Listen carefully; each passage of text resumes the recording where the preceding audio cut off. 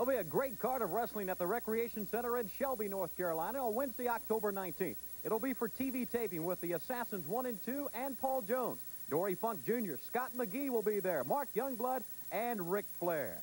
Now let's talk about the super spectacular card at the Charlotte Coliseum, Sunday, October 23rd. On that card, you'll see the Assassins 1 and 2 versus Rufus R. Jones and Bugsy McGraw. For the U.S. heavyweight title, the champion Greg Valentine against Roddy Piper. The world's tag team title, Ricky Steamboat and Jay Youngblood versus Jack and Jerry Briscoe.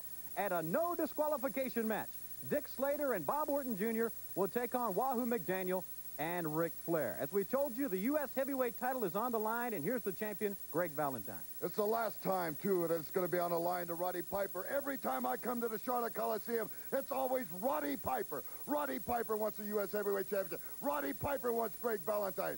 Wants to be in Canadian lumberjack matches. Wants to be in dog collar matches. Let me tell you something, Piper. I am a wrestler. The greatest U.S. champion of all time. A wrestler. And we're going to have a United States Heavyweight Championship wrestling match. You understand me? Wrestling, something you know nothing about. And I'm going to give you a wrestling lesson right here in Charlotte on the 23rd. And at the Charlotte Coliseum, no disqualification. Dick Slater and Bob Orton Jr. versus Ric Flair and Wahoo McDaniel. Flair talks about his baby. Flair talks about how great Wahoo McDaniels is beside his side.